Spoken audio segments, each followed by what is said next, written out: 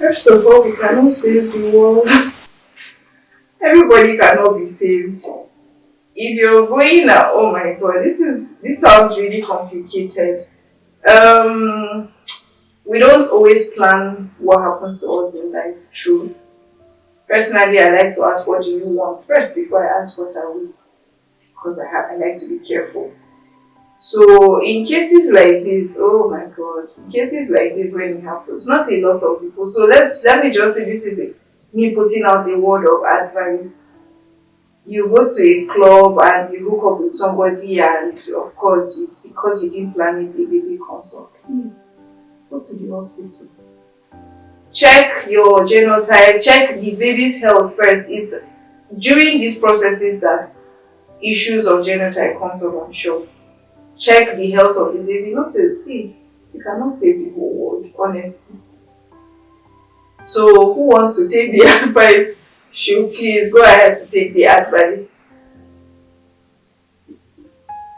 I don't know what else to say. It's complicated and we cannot save the whole world. But yeah, make sure that you go to the hospital, check the baby's health, check your own health. If you want to, okay, before the main hookup happened, I was feeling you, so I think that I'd like for us to have a certain, commitment or stay with each other. Love is not enough. I think we've had this conversation before about first date questions. If not one on one, maybe it came up as a conversation on Twitter. Social media is actually an amazing place to be if you're there to learn. First date questions, a lot of people do not ask important questions. I've never been asked what you bring to the table. I don't think I would want to ask anybody. There are more important questions. I've asked somebody if the person had allergies and the person felt insulted. I have allergies and I know what it does to me when it's triggered. So there are very, very important conversations for us to have as adults, especially when love is involved, commitment is involved. Ask certain questions. Do you have any health challenges? Do you have any allergies? What's your anger management like? If you get angry, do you break television or you want to be left alone until you calm down before you get back to the conversation? Do you take apologies, or when you say sorry, do you mean it? Do you change or you just say sorry to make me feel better? There are so many conversations for us to have.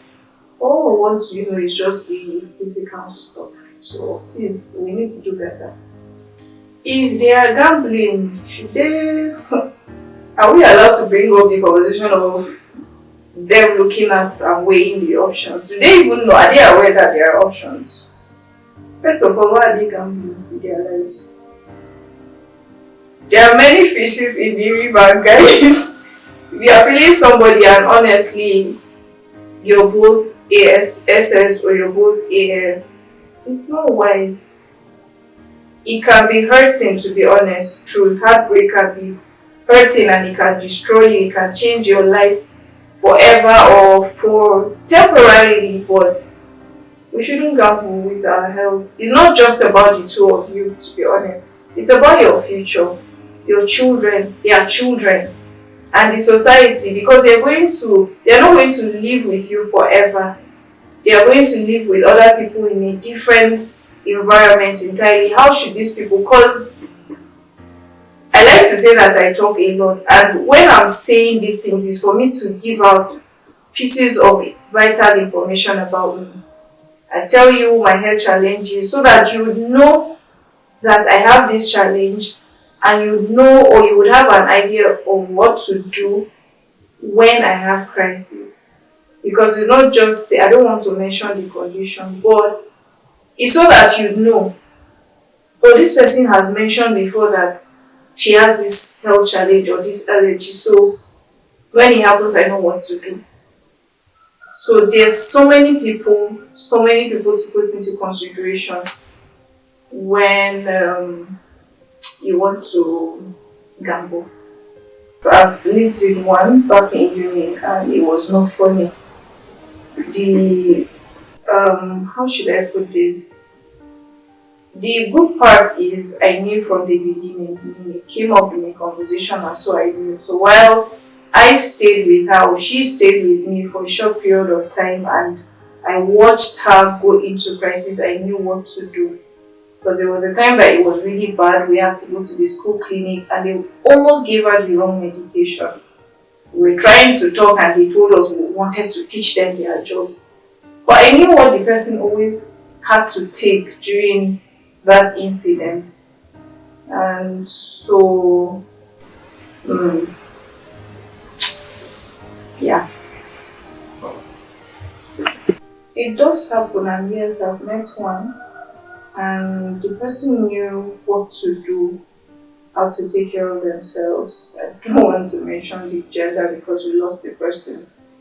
Um, the person was just always careful, knew what to do at what points, very watchful, what time to be out of the house, what time to get back home, what time to have the medication, and all of that. But unfortunately, not every one of them out there know these things. And even the hospitals do not help, like I said earlier. You're trying to tell them, it's not that you're trying to teach them their job, it's you know what it is as a caregiver and as the carrier, you know what it is that you're being given, you know what it is that you take, you know the dosage. So sometimes they like to argue, and I don't know why. And they can be a contributing factor to the challenges sometimes. I need the hospital. I am I've been referred to as sickler. Honestly, I used to fall sick in secondary school. I think it was the water or the food or both. I was always falling ill, and I don't know why.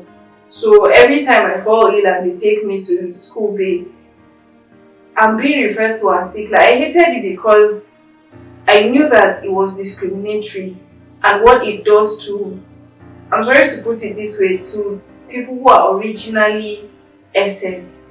You get, it's highly discriminatory, to be honest. And instead of just going about calling them sick like because they are always falling sick, or because you think they don't or should not belong to the society, get educated. That's what I have to say. Really get educated. Really, I'm grateful that I found out AS, should I say people now, are called carriers. This is a better way. Not a lot of people know that this is what they are called. So again, get educated. Honestly, no, but really, I'm getting educated because there's this way that the society looks at them. Now I'm seeing them and I'm sounding like the people in the society. There's a way that the society tends to look at them or treat them. I feel like it's because they don't know. There's a better way to refer to them as, there's a better way to treat them, there's a better way to relate with them. This is two things involved because of how much the society has um, discriminated and the whole stereotype.